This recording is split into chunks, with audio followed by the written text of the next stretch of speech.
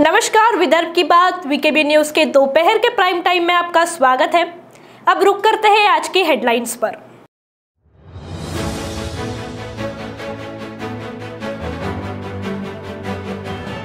सांगली में बाढ़ पीड़ितों का जायजा लेने पहुंचे उप मुख्यमंत्री अजित पवार। बाढ़ पीड़ितों के साथ संवाद।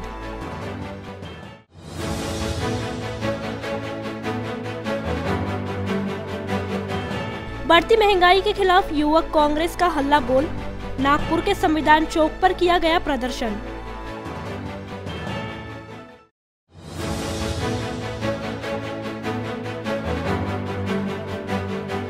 और अजनी के कौशल्या नगर में हुई खून के बदले खून की वारदात में शक्तिमान ने तोड़ा दम। शनिवार से था अस्पताल में भर्ती।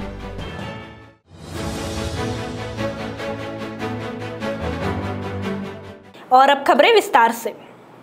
महाराष्ट्र के उप मुख्यमंत्री अजित पवार ने सोमवार को सांगली जिले के भिलवाड़ी में आई बाढ़ का जायजा लिया। इस दौरान बाढ़ पीड़ितों से मुलाकात कर उनसे संवाद किया। पश्चिम महाराष्ट्र में आई बाढ़ के चलते जनजीवन अस्त व्यस्त हो गया है, जहां इस बाढ़ ने लोगों के घर उजाड़ लिए और सब कुछ तबाह कर दिया। इस परिस्थिति का जायजा लेने सोमवार को राज्य के उप मुख्यमंत्री अजित पवार सांगली जिले के भिलवाड़ी गांव पहुंचे हुए थे, जहां पहुंचकर अजित पवार ने बाढ़ पीड़ितों का हाल जानते हुए उनसे संवाद साधा।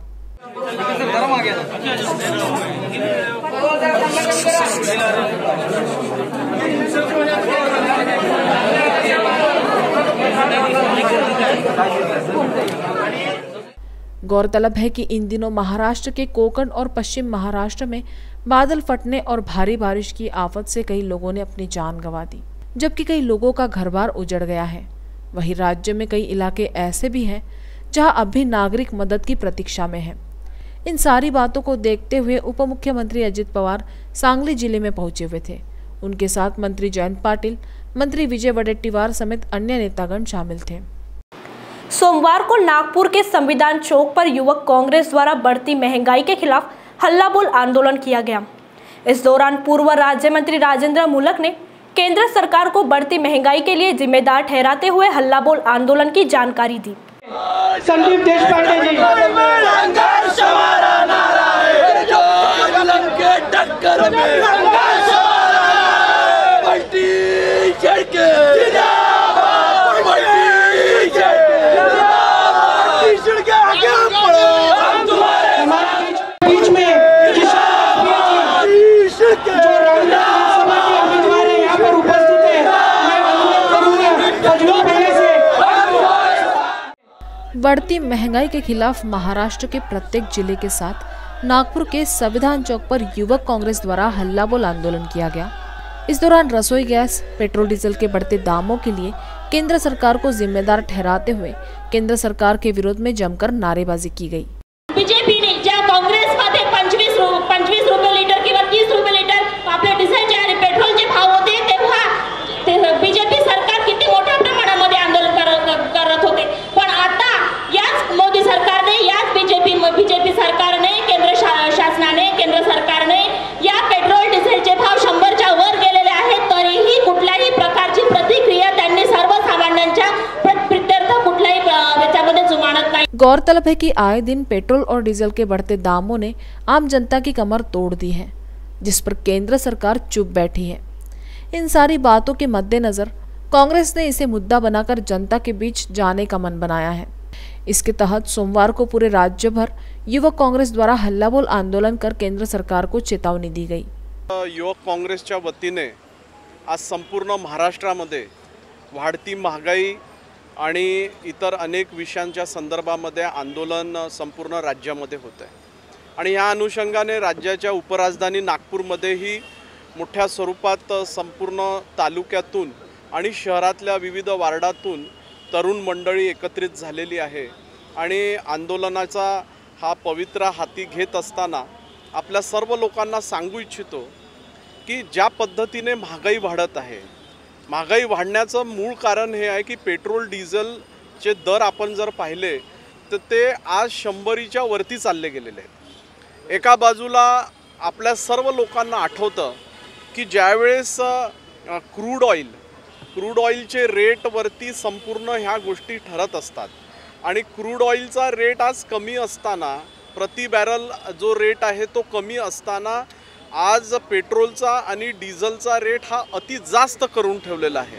आणि काय होतं की आपल्या इथली जी सार्वजनिक वितरण प्रणाली आहे ती संपूर्णतः ट्रान्सपोर्टवरती आधारित आहे आणि ट्रान्सपोर्टमध्ये जेव्हा डिझेल आणि पेट्रोलचा रेट वाढतो त्याचा थेट फटका हा सार्वजनिक वितरण व्यवस्थेवरती पोचत असतो आणि शेवटी सार्वजनिक वितरण व्यवस्थेवरती पोचल्यानंतर जे छोटे दुकानदार असतील या इतर जे स्टॉकिस्ट असतील या जे होलसेल मार्केट असेल त्यांच्या ह्या ट्रान्सपोर्ट कॉस्ट वाढल्यामुळे महागाई वाढत असते आणि म्हणून केंद्र शासनाची ही जबाबदारी असते की ह्या सर्व गोष्टीला संतुलित पद्धतीने ठेवण्याची गरज असते जेणेकरून छोट्या माणसाला त्याचा त्रास व्हायला पाहिजे नाही, छोट्या तबक्याला त्याचा त्रास व्हायला पाहिजे नाही।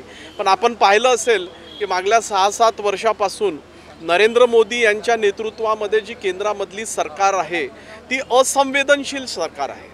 सामान्य माणसाला बसत असणाऱ्या फटक्याशी त्यांना काहीच घेणं देणं नाही आहे। तुम्ही पाहिलं असेल करोनाचा कार्यकाळ ज्या पद्धतीने सेकंड वेव्ह गेली त्या सेकंड वेव्हमध्ये आज जी मॉन्सून सेशन झालं त्याच्यामध्ये त्यांच्या मंत्रिमंडळातला सदस्य म्हणतो की ऑक्सिजनमुळे कोणीच मेला नाही। म्हणजे तुम्ही असंवेदनशीलता पहा ह्या सरकारची किती आहे। एका बाजूला महागाई वाढत चाललेली आहे, करोनासारख्या महामारीला आटोक्यात आणू शकले नाही आणि ज्यावेळेस मोठ्या स्वरूपात करोनाची महामारी होती त्यावेळेस त्याच्याकडे लक्ष केंद्रित करू शकले नाही आणि त्यामुळे शेतमालाला बरोबर भाव भेटत नाही आहे, शेतीकडे लक्ष नाही आहे। मोठ्या स्वरूपामध्ये पंजाबच्या बॉर्डरवरती आपल्या दिल्लीजवळ मागल्या 6 महिन्यापासून कास्तकार आंदोलन करत आहे परंतु कुठेही टस की मस ही सरकार होत नाही आहे। काँग्रेस पक्ष सातत्याने सामान्य माणसाचा आवाज उठवणारा पक्ष आहे। आमचा जो तरुण वर्ग आहे संपूर्ण देशामध्ये आज युवक काँग्रेस मोठ्या स्वरूपात या सर्व गोष्टींसाठी समोर आलेली आहे आणि येत्या 2 दिवसानंतर संसदेवरती पण युवक काँग्रेसचा मोठा मोर्चा जाऊन संसदेचा घेराव करण्याचं काम युवक काँग्रेस करणार आहे आणि म्हणून मला असं वाटतं की सातत्याने सामान्य लोकांची जी आवश्यकता असते, ज्या नागरी सुविधा असतात त्या सर्व आवश्यकतांसाठी काँग्रेस ही नेहमी रस्त्यावर राहिलेली आहे आणि ह्याही पुढे राहणार आहे। बहरहाल युवक कांग्रेस के इस आंदोलन में बड़ी संख्या में कार्यकर्ता शामिल थे, जहां पूर्व राज्य मंत्री राजेंद्र मूलक, पूर्व विधायक SQ जामा, कांग्रेस के प्रदेश सचिव अतुल कोटेचा, यूथ कांग्रेस के कुणाल राउत समेत अन्य लोगों की भी मौजूदगी रही। अजनी पुलिस स्टेशन के कौशल्यानगर इलाके में स्वयंदीप नगराले की निर्मम हत्या करने वाले आरोपी शक्तिमान उर्फ शिवम पर स्वयंदीप के मित्रों ने घातक हमला किया था। उसे मेडिकल कॉलेज अस्पताल में भर्ती किया गया था। शनिवार से वेंटिलेटर पर रहने वाले शक्तिमान ने आखिरकार सोमवार को दम तोड़ दिया। शनिवार से ही शक्तिमान के मारे जाने की खबर वायरल हो गई थी, लेकिन बाद में पता चला वो अभी अंतिम सांसें गिन रहा है। नागपुर के कौशल्यानगर में हुई वारदात में दोनों मृतकों के बीच पुरानी रंजिश बताई जा रही है, जिसके कारण ये वारदात हुई। जहां स्वयंदीप नगराले को शुक्रवार की रात शक्तिमान और उसके साथीदारों ने मिलकर मौत के घाट उतारा था, वहीं स्वयंदीप के मित्रों ने सुबह सुबह शक्तिमान को ईंट व पत्थरों से कुचलकर उसको मरा समझकर भाग गए थे। लेकिन शक्तिमान की सांसें चल रही थी, जिसे मेडिकल अस्पताल में वेंटिलेटर पर रखा गया था। 2 दिन जिंदगी और मौत से लड़ने के बाद शक्तिमान ने आखिरकार सोमवार सुबह दम तोड़ दिया, जबकि कुछ लोगों का मानना है कि शक्तिमान की मौत घटना के दिन अर्थात शनिवार को हो गई थी। बहरहाल मिली जानकारी के मुताबिक अजनी के कौशल्यानगर परिसर में भारी पुलिस बल तैनात किया गया है ताकि कोई अनहोनी घटना यहां फिर घटित ना हो। यवतमाल जिले में डेल्टा संक्रमण के 15 मरीज पाए जाने तथा इनमें से 1 की मृत्यु हो जाने की जानकारी मिली है। इनमें से 14 लोगों के स्वस्थ होकर अपने घर चले जाने के 1 माह बाद इनको डेल्टा संक्रमण होने की रिपोर्ट पुणे से मिली है। ऐसे में जिले में डेल्टा की आ जाने की बात कही जा रही है। यवतमाल तहसील के हाथगांव में 1, कापरा में थोड़ में 1, जगदीशपुर में 5, दिग्रस तहसील के देवारजी में 5, सेवानगर में 1, पूसद तहसील के विठाला में 1 तथा माहूर तहसील में 1 मरीज में डेल्टा पाया गया है। इनमें से माहूर तहसील के 1 मरीज के उपचार के दौरान मौत हो गई। ज्ञात हो कि वसंतराव नाइक शासकीय वैद्यकीय महाविद्यालय में 16 मई से 15 जून के दौरान भर्ती 75 मरीजों के सैंपल पुणे की प्रयोगशाला में भेजे गए थे। इनकी रिपोर्ट 23 जुलाई को मिली। नागपुर महानगर पालिका द्वारा रविवार को तृतीयपंथी समुदाय के विशेष टीकाकरण शिविर का आयोजन किया गया। इस शिविर में बड़ी संख्या में किन्नर समुदाय ने शिरकत करते हुए कोरोना का टीका लगाया। रविवार को शहर में नागपुर महानगर पालिका और किन्नर बहुउद्देशीय सामाजिक संस्था इनके संयुक्त तत्वावधान में कोरोना टीकाकरण का विशेष वैक्सीनेशन शिविर का आयोजन किया गया था। गौरतलब है कि इन दिनों वैक्सीन की कमी का सामना हर किसी को करना पड़ रहा है। ऐसे में तृतीयपंथी समुदाय को भी इस परेशानियों से गुजरना पड़ रहा है। इस बात को भली भांति समझते हुए मनपा और किन्नर बहुउद्देशीय संस्था द्वारा ये उपक्रम चलाया गया, जिसका लाभ बड़ी संख्या में तृतीयपंथी समुदाय ने उठाया। आपको यही कहना चाहती हूँ कि जो अभी कोविड-19 की महामारी चल रही है, तो इसके चलते अपने जिस्म की अपने आप की सुरक्षा के लिए, अपनी सेफ्टी के लिए वैक्सीन्स ले। ये जो वैक्सीन्स है तो ये अपने ही लिए है और ये महामारी को बढ़ने से रोके। मैं मेरे किन्नर भाइयों से भी और सब बहनों से भाइयों से यही निवेदन करती हूँ कि आप ये कोविड-19 की वैक्सीन्स ले और आप सेफ रहे। धन्यवाद। सर्वप्रथम मी भारताचे पंतप्रधान नरेंद्रजी मोदी यांचं खूप खूप धन्यवाद देते की त्यांनी भारतासारख्या एवढी जास्त लोकसंख्या असलेल्या देशामध्ये सर्व समाजातील सर्व घटकांसाठी फ्रीमध्ये वॅक्सिनेशन आयोजित केलेलं आहे आणि याचा लाभ तृतीय पंथांनी देखील घ्यावा असं मी त्यांना आवाहन करते।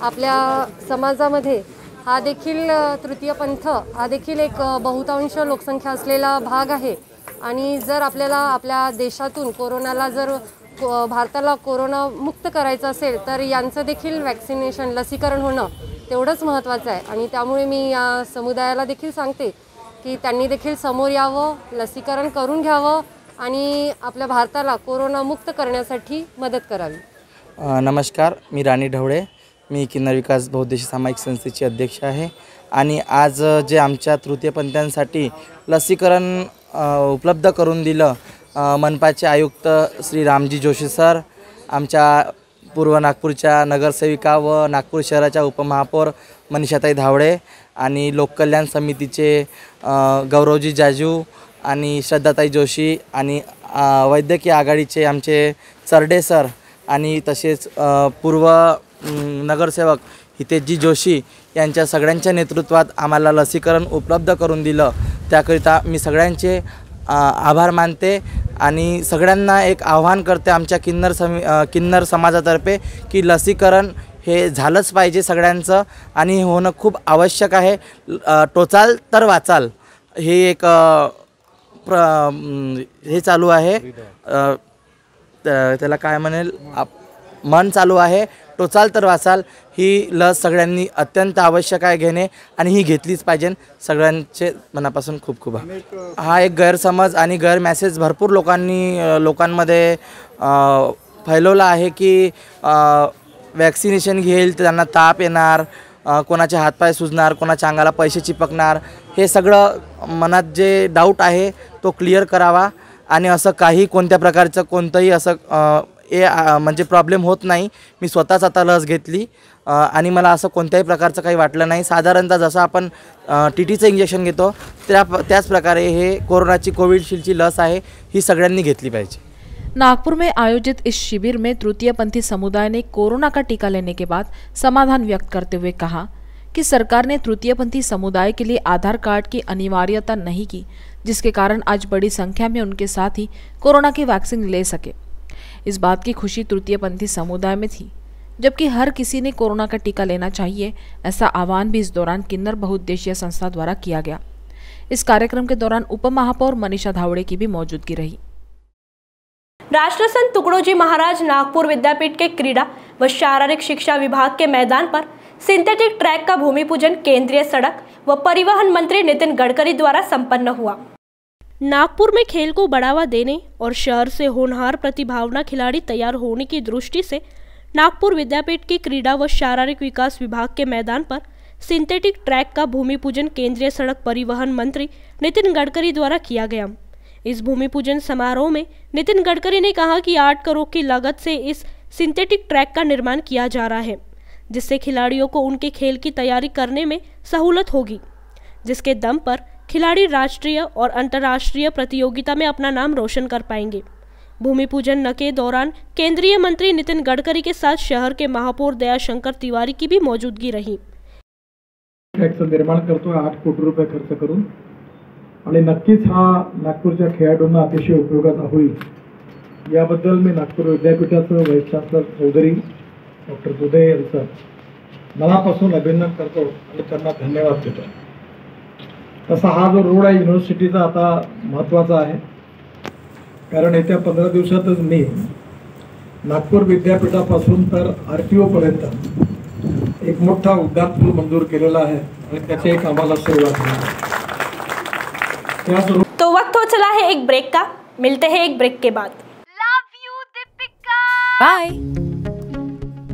सब जानना चाहते हैं मेरा फेवरेट कलर, मेरा फेवरेट डेस्टिनेशन, मेरी फेवरेट डिश, पर कोई ये नहीं पूछता कि फेवरेट डिश मैं बनाती कैसे हूँ। अरे यार, जिसे टेस्टी खाना पसंद है वो अच्छे टेस्ट तक पहुँच ही जाता है। सुरुचि मसाले, खाने में हो रुचि तो घर लाइए सुरुचि। अपने सपनों की उड़ान भरने की इच्छा तो हर किसी की होती है, पर पंख भी तो मजबूत होने चाहिए, जो देता है flywheel aviation academy. Flywheel aviation academy एक ऐसा इंस्टीट्यूट है जहां पर एयरलाइंस एंड एयरपोर्ट हॉस्पिटैलिटी और टूरिज्म मैनेजमेंट, साथ ही यहां campus interview, guidance by industry expert, practical training at airport, expert faculty, personal grooming जैसे कई सारे बेनिफिट्स आप पा सकते हैं। Flywheel aviation academy, 1 degree 3 job opportunities। Flywheel aviation academy gives you a degree or diploma with a job। Flywheel aviation academy, 365 Gandhinagar, LAD college square, beside Karnataka bank, Nagpur. तो break के बाद आपका स्वागत है।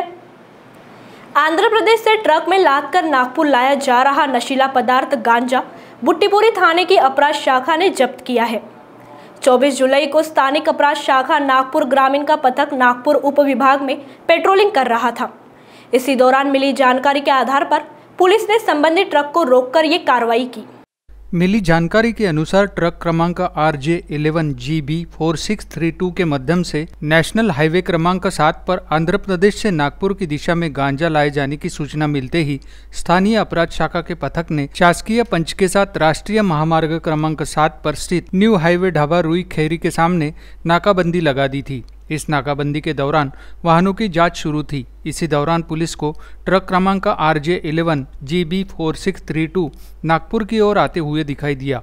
उक्त ट्रक को रोककर जब उसकी जांच की गई तो ट्रक के केबिन में 4 प्लास्टिक बोरियां संदिग्ध रूप से रखी हुई पाई गई। उक्त बोरियों को पंचों के समक्ष खोलकर उसे सूंघकर देखा गया तो उसमें से गांजा की तीव्र गंध आ रही थी। इससे बोरियों में गांजा ही होने की पुष्टि हुई और उसी समय उक्त गांजा को पंचों के समक्ष वजन किया गया। उक्त गांजा का वजन 78 किलो 360 ग्राम पाया गया, जिसकी कीमत 7,83,600 रुपये बताई गई है। साथ ही इस प्रकरण में ट्रक से गांजा की तस्करी करने वाले 3 आरोपियों भूरालाल चितरलाल मीना निवासी संजय गांधी नगर जिला कोटा राजस्थान, अखिलेश परसराम झरिया निवासी बागासाही जिला जबलपुर मध्य प्रदेश तथा चौथमल सत्यनारायण मीना निवासी भोरा जिला बरान राजस्थान को हिरासत में ले लिया गया है। इस कार्यवाही में ट्रक क्रमांक RJ11 GB 4632 4 मोबाइल सहित कुल 28,23,600 रुपये का माल जब्त किया। जलगांव के उप महापौर कुलभूषण पाटिल इन पर कुछ अज्ञात हमलावरों ने गोली चलाकर जान से मारने की कोशिश करने की घटना सामने आई है।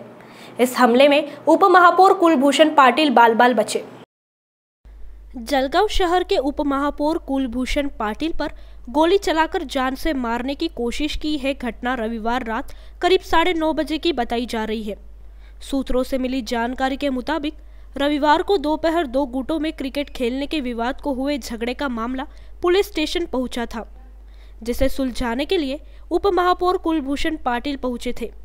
इसी बात को देखते हुए एक गुट नाराज हो गया था, जिसके कारण ये हमला होने की संभावनाएं जताई जा रही है। जबकि देर रात तक उप महापौर पर हमले में हमलावरों की तलाश में पुलिस विभाग तलाश कर रहा था।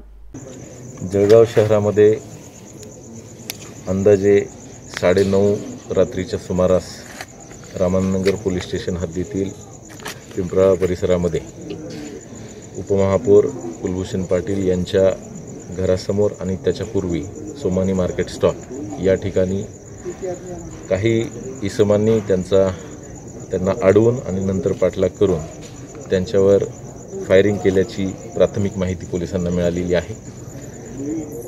त्यांची फिर्याद पोलीस स्टेशनला दाखल करण्याचं काम चालू आहे. जी इतर माहिती या घटनेसंदर्भात सांगितली त्यानुसार दुपारी 4-4:30च्या दरम्यान 2 गटांमध्ये, दोन्ही राजपूत समाजाचे त्यामध्ये इन्वॉल्ड असलेले गट आहेत, यांचा क्रिकेट खेळण्यावरनं वाद झाला होता. त्या वादाचा विषय पोलीस स्टेशनला आला. पोलीस स्टेशनमध्ये त्यांच्यावर एकमेकांवर क्रॉस NC दाखल करण्याचं काम चालू होतं आणि हे उपमहापौर यांनी हे स्वतः पोलीस स्टेशनला जाऊन त्यांनी तो वाद मिटवण्याचा, मध्यस्थी करण्याचा प्रयत्न केला होता. या संदर्भातून त्याबद्दल काही लोकांना नाराजी होती त्यातील एका गटाला आणि त्यातून त्यांनी ही घटना केल्याबाबतची माहिती जे फिर्यादी आणि त्यांचे नातेवाईक आहेत ते सांगत आहेत. तर या अनुषंगाने त्यांनी दिलेल्या तक्रारीच्या अनुषंगाने पोलीस स्टेशनला गुन्हा दाखल करण्याची प्रक्रिया चालू आहे आणि या घटनेचा सखोल तपास, सखोल चौकशी ही निश्चितपणे करून यामध्ये जी काही घटना घडलेली आहे त्यामध्ये दोषी असलेल्या लोकांना आम्ही तात्काळ त्यांच्यावर कारवाई करण्याची नाही. पोलीस स्टेशनची तसेच आमच्या LCBची पथके जी आहेत ती आम्ही रवाना केलेली आहेत आणि या संदर्भात या घटनेला निश्चितपणे गांभीर्याने घेऊन पुढील कारवाई करत आहोत. कोरोना के बाद शहर में डेंगू अब कहर बरपा रहा है. इन दिनों शहर के अस्पतालों में डेंगू और मलेरिया के मरीज इलाज के लिए पहुंच रहे हैं. इसके चलते इस समय दवा दुकानों में डेंगू और मलेरिया दवाओं की डिमांड बढ़ी है. पिछले 1.5 वर्षों से दवा दुकानों में हो रही विटामिन C के साथ कोरोना की दवाओं की ज़बरदस्त मांग अब बिल्कुल ठंडी पड़ गई है. जुलाई और अगस्त में बारिश का मौसम शुरू होते ही हर वर्ष ही डेंगू और मलेरिया के मामले बढ़ते हैं, जिसके चलते इनकी दवाओं की मांग भी बढ़ती है. इसमें सबसे अधिक एंटीबायोटिक और कफ सिरप की मांग सबसे अधिक की जा रही है. अप्रैल में दवा दुकानों में जो भीड़ उमड़ी थी वह कोरोना के शांत होने से मई और जून में पूरी तरह से ठंडी रही. इसके बाद अभी हर वर्ष की तरह बारिश के सीजन में आने वाली डेंगू और मलेरिया जैसी बीमारी को लेकर अभी दवा दुकानों में फिर से भीड़ बढ़ी है. इस मौसम में सबसे अधिक मच्छरों से होने वाली बीमारियों से ग्रस्त और खांसी और जुकाम के मरीज बढ़ते हैं. इसके चलते दवाइयों का स्टॉक पहले से ही तैयार रखा जाता है. कुछ दवाओं को छोड़कर बाकी सभी दवाइयाँ पिछले दरों पर ही मिल रही है. जानकारी के अनुसार डेंगू मरीजों की बढ़ती संख्या के चलते प्लेटलेट्स की डिमांड भी बढ़ती जा रही है. ब्लड बैंकों में 15 से 20 यूनिट प्लेटलेट्स का स्टॉक हर वक्त रखा जा रहा है. चिकित्सक 50,000 से कम पर ही प्लेटलेट्स चढ़ा रहे हैं. आमतौर पर हेल्दी व्यक्ति के शरीर में 1.5 से 2 लाख प्लेटलेट्स होते हैं. अगर ये 1 लाख से कम हो जाए तो उसकी वजह डेंगू हो सकता है. एक बार फिर कांग्रेस के प्रदेशाध्यक्ष नाना पटोले ने आगामी चुनाव अकेले दम पर लड़ने की बात कही है. उन्होंने नागपुर मनपा का आगामी चुनाव अकेले दम पर लड़ने के लिए सभी कार्यकर्ताओं को तैयार रहने को कहा है. उन्होंने मनपा चुनाव के संदर्भ में 3 विधानसभा चुनाव क्षेत्र दक्षिण पश्चिम के कार्यकर्ताओं, पदाधिकारियों, नगर सेवकों की बैठक ली. उन्होंने कार्यकर्ताओं से संवाद साधा. उन्होंने कहा कि ये चुनाव कार्यकर्ताओं के भरोसे ही जीतना है. जनता पेट्रोल, डीजल, गैस सिलेंडर महंगाई से त्रस्त हो गई है. वह अब भाजपा से नाराज है.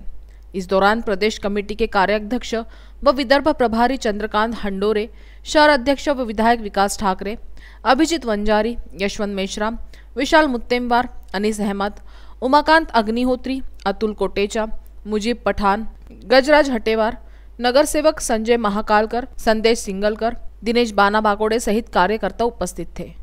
पटोले ने कहा कि इस चुनाव में मनपा में कांग्रेस की सत्ता लाने के लिए एकजुटता के साथ काम करना है. विकास ठाकरे ने दक्षिण पश्चिम नागपुर विस क्षेत्र से 15 नगर सेवक चुनाव कर लाने का दावा किया है. उन्होंने कहा कि कोरोना के संकट काल में कांग्रेस कार्यकर्ताओं ने लोगों के घरों में जा जाकर मदद की है. कार्यकर्ता बूथ निहाय, वार्ड निहाय जनता का कार्य करे, आपसी सामंजस्य बनाकर कार्य करे. उन्होंने कहा कि अगर साथ मिलकर संघर्ष करेंगे तो अगला महापौर कांग्रेस का होगा. लंबे इंतजार के बाद स्टेशन पर आम यात्रियों के खान-पान सुविधा जन आहार आखिर शुरू हो गया. करीब 2 वर्ष से बंद जन आहार को Indian railway catering and tourism corporation limited के अधीन शुरू किया गया है. इसमें यात्रियों को सस्ते दर में भोजन व अन्य खान-पान की सामग्री मिलना आसान हो जाएगा. उल्लेखनीय है कि पहले जन आहार रेस्टोरेंट को मंडल प्रबंधन के अधिकार में रखा गया था, लेकिन अब इसे IRCTC के सुपुर्द कर दिया गया है। कोरोना की पहली लहर के दौरान मार्च 2020 से लगे देशव्यापी लॉकडाउन में इसे भी बंद कर दिया गया था। उसके बाद ट्रेनों का परिचालन दोबारा शुरू किया गया, लेकिन ट्रेनों और यात्रियों की संख्या काफ़ी सीमित होने के चलते कोई भी ठेकेदार जन आहार के संचालन में रुचि नहीं दिखा रहा था। लेकिन जून 2021 के बाद एक बार फिर ट्रेनों की संख्या के साथ यात्रियों की आवाजाही बढ़ते ही दोबारा इसे शुरू करने की कवायद तेज हुई। मिली जानकारी के अनुसार इस बार जन आहार के ठेके से रेलवे को करीब 42 लाख रुपए प्रति वर्ष की आय होगी। तो दोपहर के प्राइम टाइम में अभी इतना ही। आपसे फिर मुलाकात होगी, तब तक बने रहिए VKB न्यूज़ के साथ। नमस्कार।